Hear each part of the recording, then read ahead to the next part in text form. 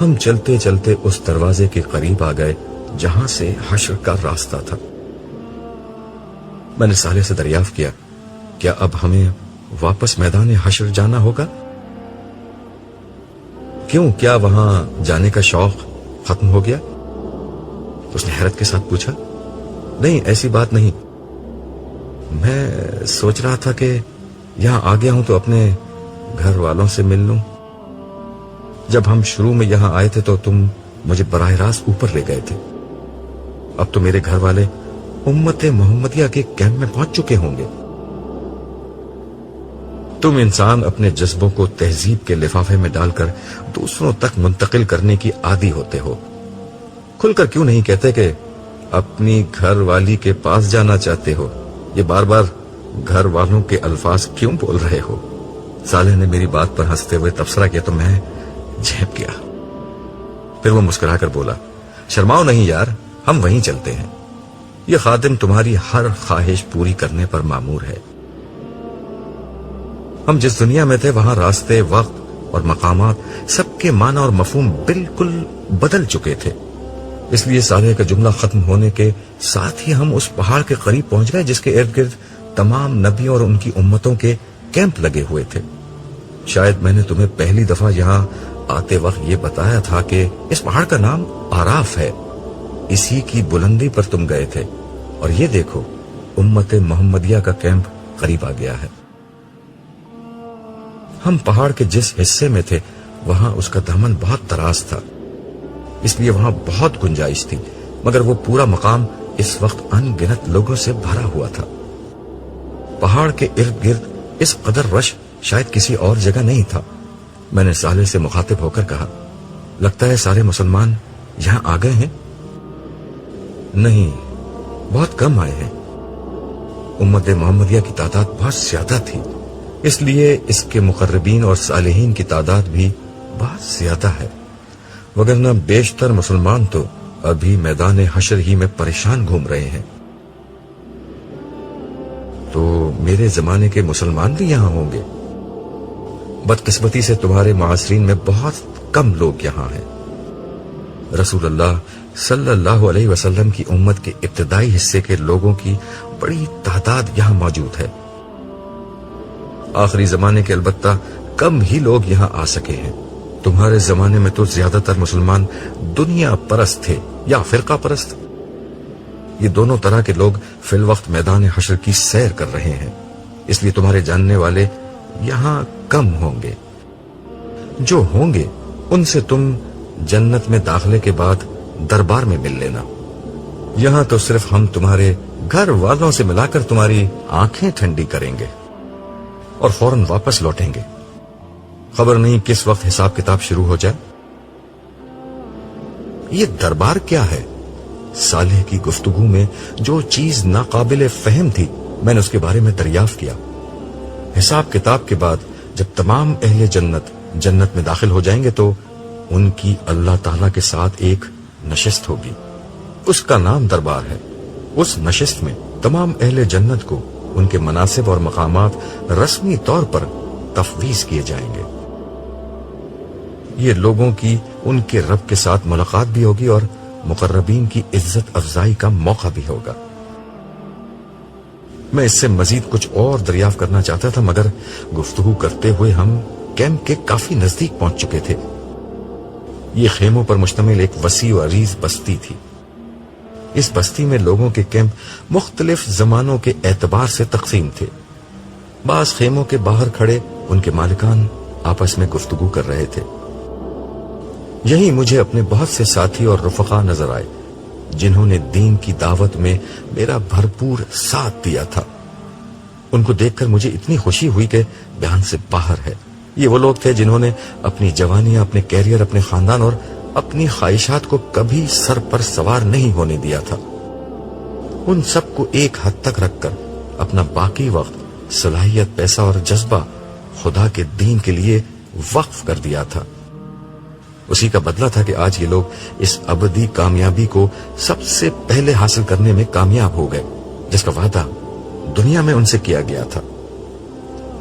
یہی ہمیں امت مسلمہ کی تاریخ کی بہت سی معروف ہستیاں نظر آئیں ہم جہاں سے گزرتے لوگوں کو سلام کرتے جاتے.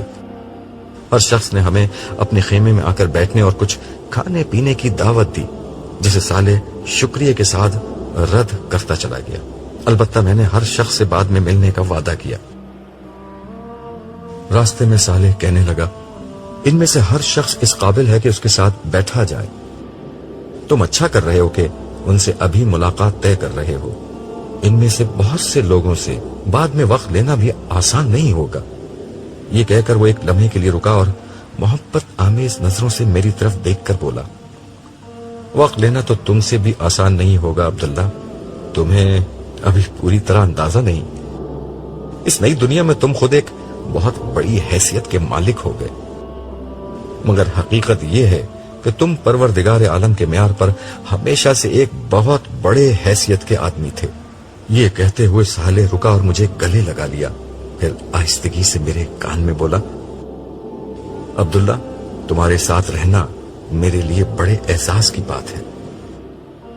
میں نے اپنی نگاہیں آسمان کی طرف بلند کی اور دھیرے سے جواب دیا، اعزاز کی بات تو خدا کی بندگی کرنا ہے، اس کے بندوں کو بندگی کی دعوت دینا ہے. یہ میرا اعزاز ہے کہ خدا نے ریت کے ایک بے وقت ذرے کو اس خدمت کا موقع دیا. یہ کہتے ہوئے احسان مندی کے جذبات سے میری آنکھوں سے آنسو بہنے لگے. ہاں، یہی ٹھیک ہے. خدا ہی ہے جو ذرہ ریت کو طلوع آفتاب دیتا ہے.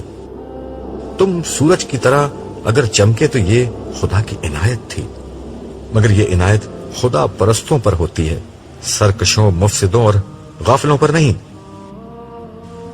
ہم ایک دفعہ پھر چلنے لگے اور چلتے چلتے ہم ایک بہت خوبصورت اور نفیس خیمے کے پاس پہنچ گئے. میرے دل کی دھڑکن کچھ تیز ہو گئی. صالح میری طرف دیکھتے ہوئے بولا، نائمہ نام ہے تمہاری بیوی کا؟ میں نے اسبات میں گردن ہلا دی. صالح نے انگلی سے اشارہ کر کے کہا، یہ والا خیمہ ہے. کیا اسے معلوم ہے کہ میں یہاں آ رہا ہوں؟ میں نے دھڑکتے دل کے ساتھ پوچھا. نہیں، صالح نے جواب دیا. پھر ہاتھ سے اشارہ کر کے کہا، یہ ہے تمہاری منزل. میں ہولے ہولے چلتا ہوا خیمے کے قریب پہنچا اور سلام کر کے اندر داخل ہونے کی اجازت چاہی. اندر سے ایک آواز آئی جسے سنتے ہی میرے دل کی دھڑکن تیز ہو گئی. آپ کون ہیں؟ عبداللہ. میری زبان سے عبداللہ کا نام نکلتے ہی پردہ اٹھا اور ساری دنیا میں اندھیرا چھا گیا. اگر روشنی تھی تو صرف اسی ایک چہرے میں جو میرے سامنے تھا. وقت، زمانہ، صدیاں اور لمحے سب اپنی جگہ ٹھہر گئے. میں خاموش کھڑا ٹکٹکی باندھ کر اسے دیکھتا رہا. نائمہ کا مطلب روشن ہوتا ہے، مگر روشنی کا مطلب یہ ہوتا ہے، یہ مجھے آج پہلی دفعہ معلوم ہوا تھا.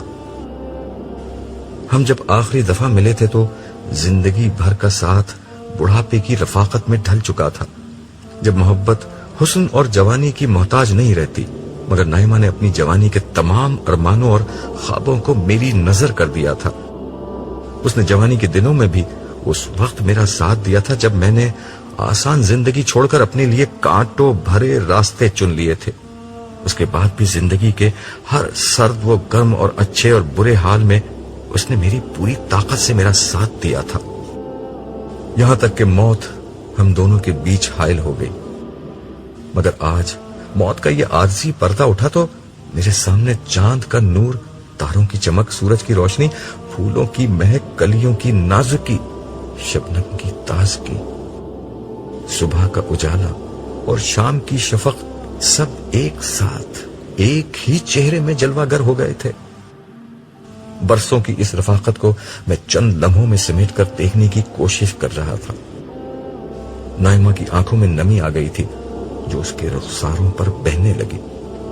میں نے ہاتھ بڑھا کر اس کے رخساروں سے نمی پونچھی اور اس کے ہاتھوں کو اپنے ہاتھوں میں لے کر کہا، میں نے کہا تھا نا، تھوڑا سا انتظار، تھوڑا سا صبر، یہ جنگ ہم ہی جیتیں گے.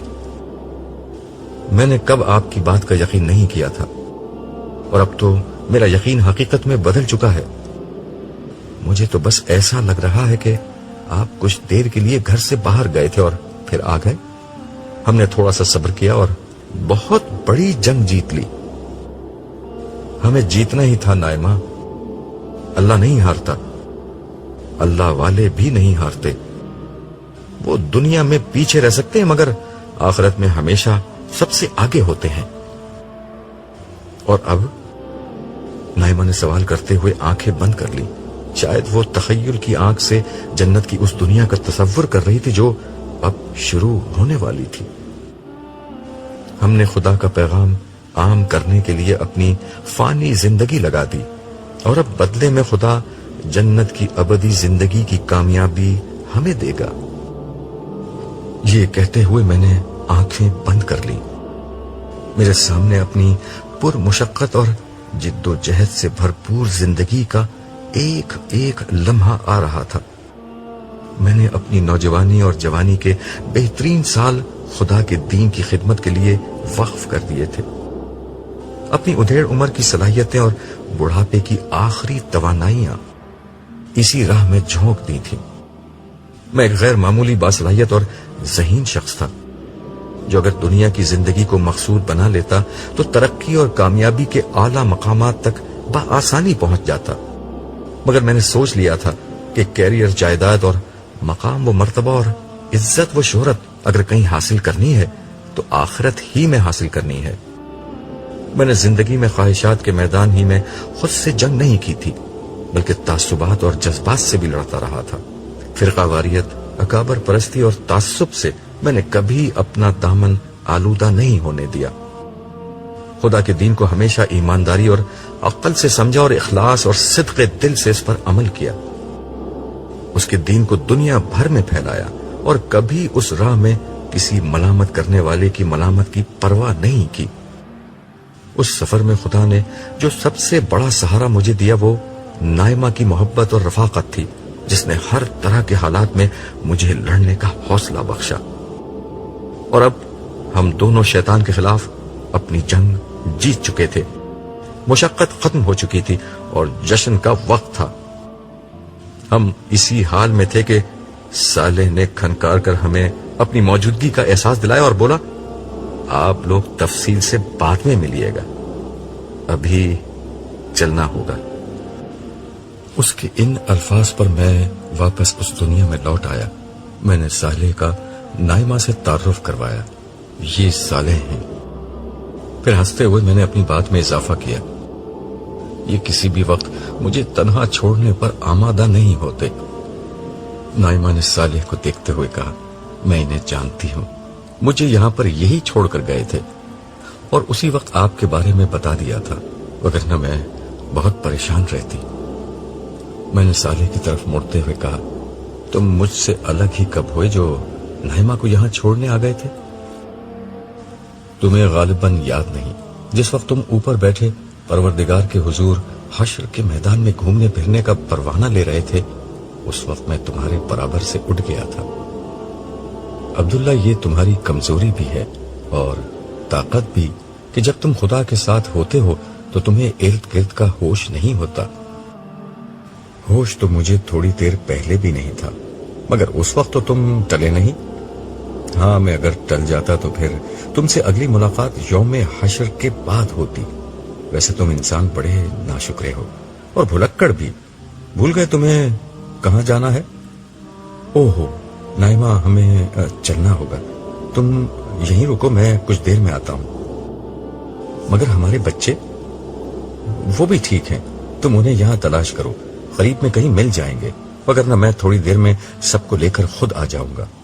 ابھی مجھے فوراً میدان حشر میں لوٹنا ہے، ملنا ملانا اس کے بعد عمر بھر ہوتا رہے گا۔ اس آخری سوال کے بعد یہاں میرے رکنے کی گنجائش ختم ہو چکی تھی، کیونکہ مجھے جواب میں ان 2 بچوں کے بارے میں بھی بتانا پڑتا جو یہاں نہیں تھے، اور یہ ایک بہت تکلیف دہ کام تھا۔ نائمہ نے کچھ سمجھتے ہوئے اور کچھ نہ سمجھنے کے انداز میں گردن ہلا دی۔ واپسی پر میں نے صالح سے کہا، یہاں کی زندگی میں تو خاندانوں میں بڑی ٹوٹ پھوٹ ہو جائے گی، کسی کی بیوی رہ گئی اور کسی کا شوہر رہ گیا۔ ہاں، یہ سب تو ہوگا، آگے بڑھنے کا موقع تو وہ دنیا تھی جو گزر گئی، یہاں تو جو پیچھے رہ گیا سو رہ گیا، لیکن یہاں کوئی تنہا نہیں ہوگا۔ رہ جانے والوں کے انتظار میں कोई नहीं रुकेगा। नए रिश्ते नाते वजूद में आ जाएंगे, नए जोड़े बन जाएंगे, नई शादियां हो जाएंगी। मगर यहां वैसे खानदान तो नहीं होंगे जैसे दुनिया में होते थे। तुम ठीक समझे हो। दुनिया में खानदान का इदारा इंसानों की बास कमजोरियों की बिना पर बनाया गया था। बच्चों की परवरिश और बूढ़ों की निगहदाश्त उस इदारे का बुनियादी मकसद था। खानदान की मजबूती और इस्तेहकाम के लिए मर्दों को खानदान का सरबराह बनाया गया था। उसी खानदान को जोड़े रखने के लिए औरतों को बहुत से मामलात में मर्दों से कमजोर बनाया गया था। वो मर्दों के लिए एक नेमत भी थी और जरूरत भी। उसके बगैर दुनिया का नज्म चल नहीं सकता था। मगर अब यहां मामलात जुदा होंगे। औरतें मर्दों के लिए एक नेमत तो रहेंगी, मगर खुद उनकी मोहताज नहीं होंगी। इसीलिए उनकी कद्र व कीमत बहुत बढ़ जाएगी और उनका नखरा भी। इसका मतलब यह है कि इस दुनिया में औरत होना ज्यादा फायदे की बात है। औरत जब चाहेगी मर्द की तवज्जो हासिल कर लेगी, मगर मर्द का औरतों पर कोई इख्तियार नहीं होगा, हालांकि वो उनके जरूरतमंद होंगे। हाँ, ये बात ठीक है। तो हम मर्द फिर नुकसान में रहे। हाँ, नुकसान में तो तुम लोग रहोगे। ये तो बड़ा मसला है। इस मसले का कोई हल है? जन्नत की नई दुनिया में हर चीज का हल होता है।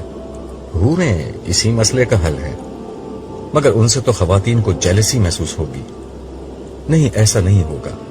हूरें अपनी स्टेटस और खूबसूरती में कभी जन्नत की खवातीन के बराबर नहीं आ सकती। इसलिए वो जन्नती खवातीन के लिए कभी रश्क व हसद का बाइस नहीं बनेगी। जन्नत की खवातीन अपने आमाल की वजह से हूरों से कहीं ज्यादा खूबसूरत और बहुत बड़े स्टेटस की मालिक होंगी। उन्हें इसकी परवाह नहीं होगी कि उनके शौहर की और दिलचस्पियां क्या हैं। वैसे भी जन्नत इंसानों की नहीं, खुदा की दुनिया है। तुम जानते हो कि इंसानों और खुदा की दुनिया में क्या फर्क होता है। मैं खामोशी से सवालिया निगाहों से उसे देखता रहा। उसने अपने सवाल का खुद ही जवाब दिया। इंसानों की दुनिया में रकीब से हसद की जाती है, मगर खुदा की दुनिया में रकीब भी महबूब होता है। ये बात तो लाजवाब है, मगर इस मसले का फैसला जन्नती खवातीन ही कर सकती हैं। जन्नत पाकीज़ा लोगों के रहने की जगह है।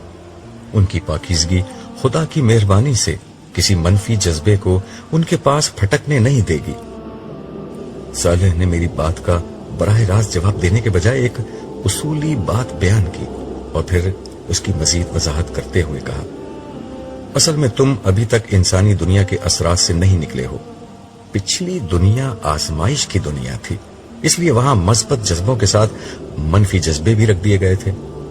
ये मनफी जज्बे इंसानी शख्सियत के अंदर से उठते थे।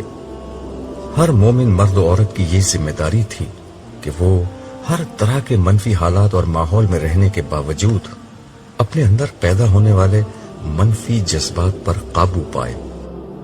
ये बिल्कुल ऐसे ही है जैसे पसीना, बोलो बराज, पेशाब वगैरह इंसानी जिस्म से निकलने वाली गंदगियां थीं, मगर हुक्म था कि हर गंदगी से अपने वजूद को पाक रखो। तो तुम लोग पानी से गुस्ल व तहारत करते थे। उसी तरह मनफी जज्बे भी अंदर से पैदा होने वाली गंदगियां थीं। गुस्सा, नफरत, झूठ, हसद, तकब्बुर, कीना, जुल्म और इन जैसी तमाम गंदगियों के बारे में हुक्म था कि सब्र के पानी से इन्हें धो डालो। मोमिन मर्द और औरत जिंदगी भर ये मुशक्कत उठाते रहे, मगर आज के दिन उन्हें हर ऐसी मुशक्कत से पाक कर दिया जाएगा। यानी मतलब यह कि अब ना इनके जिस्मों से गंदगियां निकलेंगी और ना इनके जहन में मनफी जज्बे और ख्यालात ही पैदा होंगे। जन्नत खूबसूरत लोगों के रहने की एक खूबसूरत जगह है जहां कोई बदसूरत जज्बा बाकी नहीं रहेगा। लेकिन मेरे ख्याल में इस बहस में असल बात यह सामने आई कि हूरें जन्नत की खवातीन से कमतर हैं और बस गुजारे के काबिल हैं, तभी वो उनसे हसद नहीं करेंगी। फिर मैंने हंसते हुए अपनी बात में इजाफा किया, मुसलमान खामखा हूरों के हुस्न का चर्चा सुनकर उनके दीवाने बने और बिला वजह लोगों के ताने सुनते रहे। मेरे मजाक के जवाब में सालेह ने संजीदगी से कहा, ये दोनों तुम्हारी गलत फहमियां हैं। बात यह है कि जन्नत में तुम मर्द औरतों के लिए कोई ایسا قیمتی اثاثہ نہیں رہو گے جس کی وجہ سے وہ کسی سے حسد کریں۔ رہی حوریں تو ان کی تحقیر مت کرو کہ ان کے لیے کمتر اور گزارے کے قابل کے الفاظ بولو۔ وہ جنتی خواتین جیسی تو نہیں، مگر بہرحال ایسی بھی نہیں کہ تم ان کو کمتر سمجھو۔ اچھا تو وہ کیسی ہیں؟ میں بتاتا ہوں وہ کیسی ہیں۔ وہ حوریں نسوانی جمال کا آخری نمونہ اور جسمانی خوبصورتی کا آخری شاہکار ہیں۔ ان کا بے مثال حسن اور باکمال روپ سرخی پاؤڈر کے سنگار، گجروں کے تار، موتیوں کے ہار اور زیب و زینت کی جھنکار کا محتاج نہیں ہوتا۔ ان کے وجود کی تشکیل کے لیے کائنات اپنا ہر حسن مستعار دیتی ہے۔ پھول اپنے رنگ، ہوا اپنی لطافت، دریا اپنا بہاؤ، زمین اپنا ٹھہراؤ، تارے اپنی چمک، کلیاں اپنی مہک، چاند اپنی روشنی، سورج اپنی کرنیں، آسمان اپنا توازن، چوٹیاں اپنی بلندی اور وادیاں اپنے نشیب جب جمع کر دیتے ہیں تو ایک حور وجود میں آتی ہے۔ ان کا حسن خوبصورتی کے ہر معیار پر آخری درجے میں پورا اترتا ہے۔ ان کا قد لمبا اور رنگ زردی مائل گورا ہے۔ پورے جسم کی جلد بے داغ اور شفاف ہے۔ آنکھیں بڑی بڑی اور گہری سیاہ ہیں، مگر ہر لباس کی مناسبت سے اس کے رنگ میں ڈھل سکتی ہیں۔ ان کی بھویں ہموار اور پلکیں دراز ہیں۔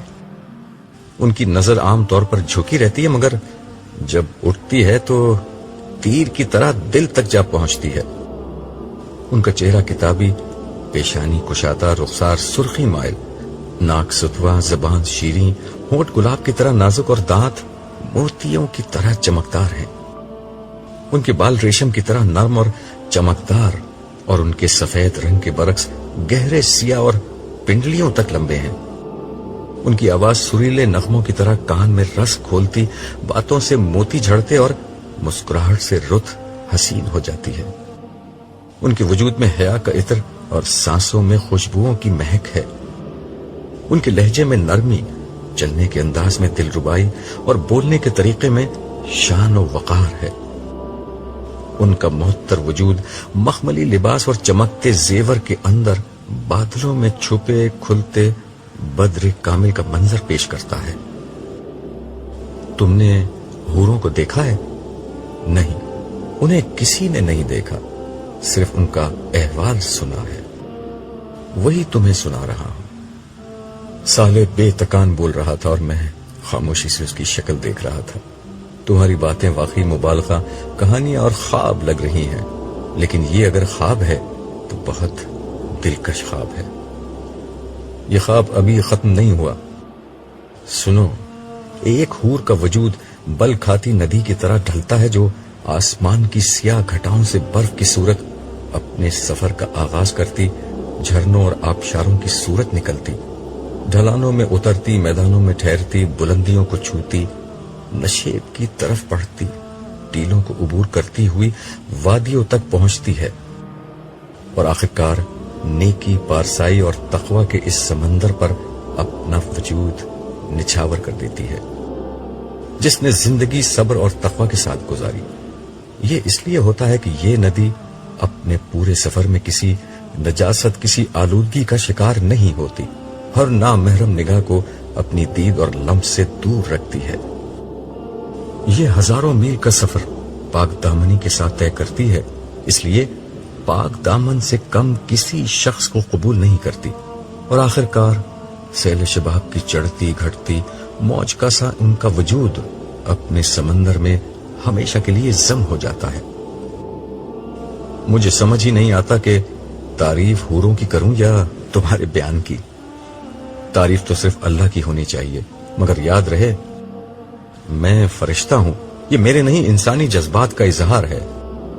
میں نے انسانی الفاظ اور جذبوں کے بارے میں جو کچھ سیکھا ہے اس کا اکثر حصہ تمہارے ساتھ رہ کر تم سے سیکھا ہے، اس لیے تم چاہو تو اپنی تعریف آپ کر سکتے ہو۔ نہیں، تعریف کا مستحق تو صرف اللہ ہے، اور جو ہر خوبصورتی کا خالق ہے، چاہے وہ بیان کی ہو یا انسان کی۔ مگر یہ بتاؤ، کیا یہ حوریں انسان ہوں گی؟ ہاں، یہ بھی انسان ہے۔ اسی طرح اہل جنت کے وہ خدام جنہیں غلمان کہا جاتا ہے، وہ بھی انسان ہی ہیں. یہ وہ لڑکے ہیں جو ہمیشہ لڑکے ہی رہیں گے. یہ لڑکے کیوں رہیں گے؟ ملازم اور خادم تو وہ بہتر ہوتا ہے جو زیادہ عمر کا ہو اور زیادہ سمجھ رکھتا ہو. میں نے ذہن میں آنے والا ایک اعتراض جڑ دیا. نہیں، ایسا نہیں ہے. یہ کم عمر ہونے کے باوجود بلا کے مزاج شناس ہوں گے. اہل جنت کی مجلسوں میں جب کسی جنتی کا مشروب ختم ہوگا تو یہ اس کی نظر دیکھیں گے اور بلا کچھ کہے سنے اس کے گلاس میں مطلوبہ شراب اتنی ہی مقدار میں ڈالیں گے جتنی اسے ضرورت ہوگی. اس لیے ان کی سمجھ بوجھ اور مزاج شناسی کی تو کوئی حد نہیں. البتہ انہیں لڑکوں کی شکل میں اس لیے رکھا جائے گا کہ جسمانی طور پر مستعد رہیں اور لمحہ بھر میں ہر خدمت بجا لائیں. ان کا لباس، شکل اور حلیہ انہیں ایسا بنا دے گا گویا محفل میں قیمتی موتی بکھرے ہوئے ہیں. ان کے ابدی طور پر کم عمر لڑکے بنائے جانے کی دوسری وجہ یہ ہے کہ ان کو کبھی ازدواجی تعلق کی ضرورت نہ ہو، جبکہ حوریں مکمل شباب کی عمر کو پہنچی ہوئی لڑکیاں ہوں گی اور اہل جنت کی بیویاں ہوں گی. کیا حوریں اور غلمان اہل جنت کے لیے خاص طور پر تخلیق کیے جائیں گے؟ یہ ایک لمبی کہانی ہے. ہمارے پاس وقت کی کون سی کمی ہے؟ یہ لمبی کہانی بھی سناتے جاؤ. سنو، آج کا دن انسانوں کا پہلا محشر نہیں ہے. کیا مطلب؟ کیا قیامت پہلے بھی آ چکی ہے؟ قیامت تو پہلے نہیں آئی، البتہ اول تا آخر سارے انسان ایک دفعہ پہلے بھی پیدا کیے جا چکے ہیں. تمہارا اشارہ عہد الصد کی طرف ہے؟ ہاں، مگر اس سے قبل اللہ تعالیٰ نے تمام مخلوقات کے سامنے یہ موقع رکھا تھا کہ وہ جنت میں اللہ تعالیٰ کی ابدی رفاقت کا شرف حاصل کر لیں. لیکن اس کے لیے انہیں دنیا میں کچھ وقت ایسے گزارنا ہوگا کہ خدا ان کے سامنے نہیں ہوگا، صرف اس کے احکام ان کے سامنے آئیں گے اور انہیں بن دیکھے رب کی عبادت اور اطاعت کا راستہ اختیار کرنا ہوگا. زمین کی بادشاہی عارضی طور پر امانتاً اس مخلوق کو دے دی جائے گی اور اپنی بادشاہی کے زمانے میں اس مخلوق کو اپنے بارے میں یہ ثابت کرنا ہوگا کہ وہ صاحب اختیار بادشاہ ہونے کے باوجود بن دیکھے خدا کی اطاعت کے لیے تیار ہے.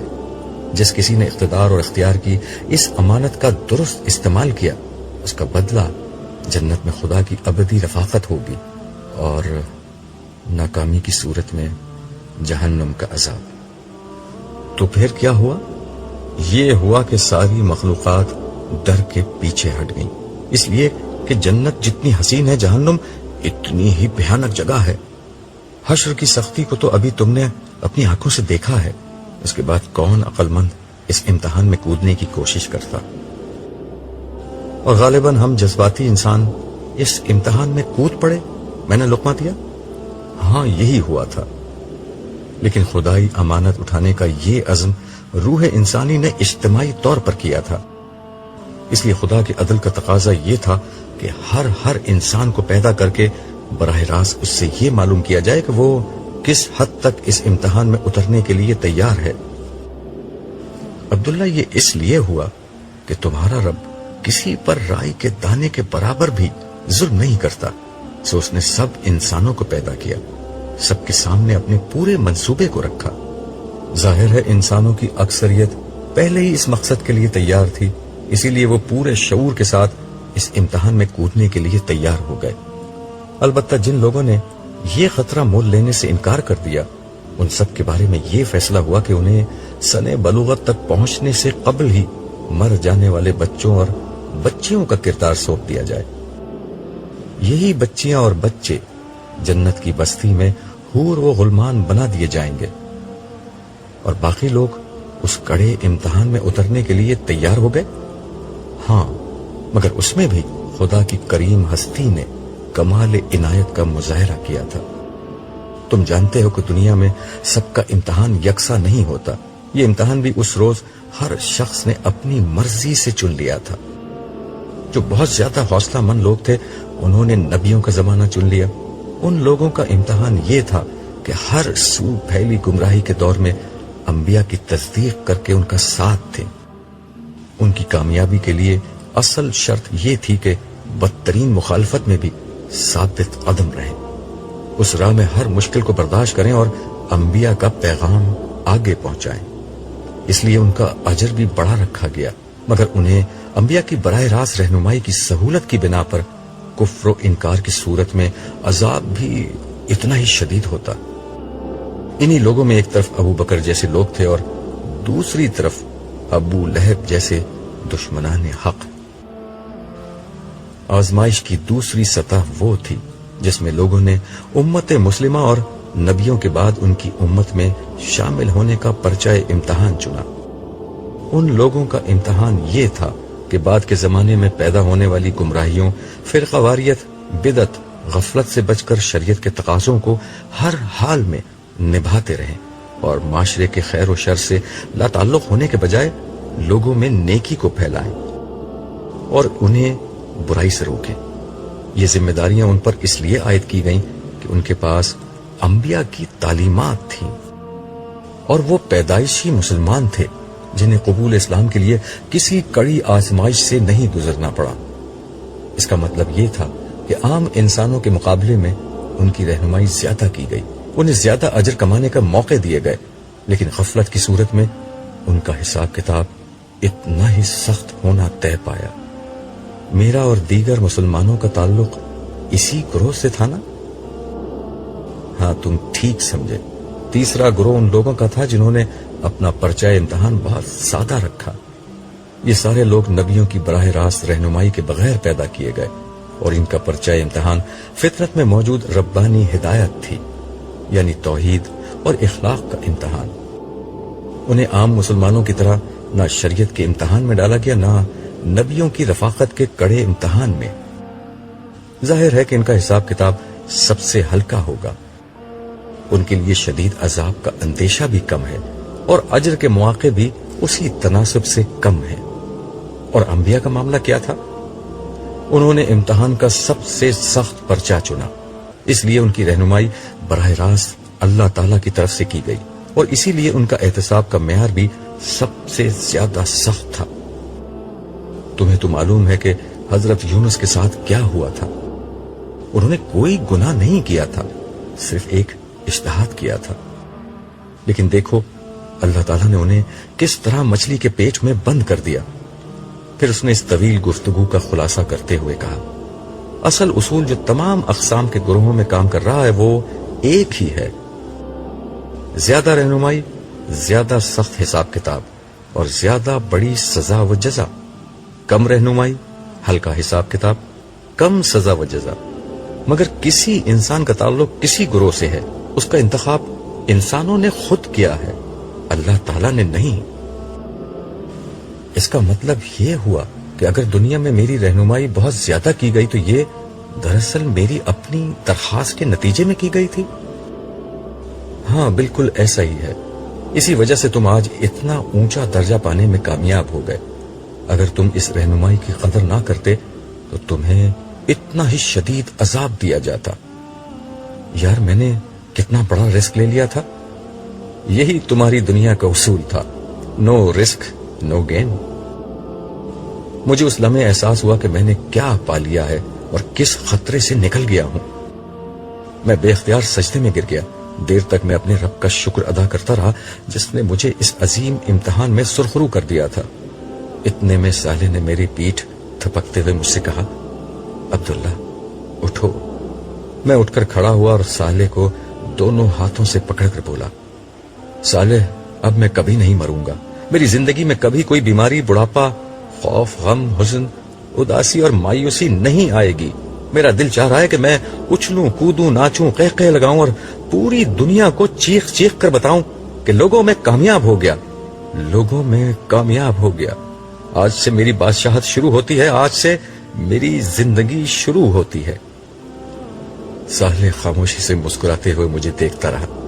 میرے خاموش ہونے پر وہ بولا، زندگی تو شروع ہوگی، ابھی تو ہمیں واپس حشر میں لوٹنا ہے، بہت سے احوال دیکھنے ہیں۔ خدا نے تمہیں بڑا غیر معمولی موقع دیا ہے، آؤ میدان حشر میں چلتے ہیں۔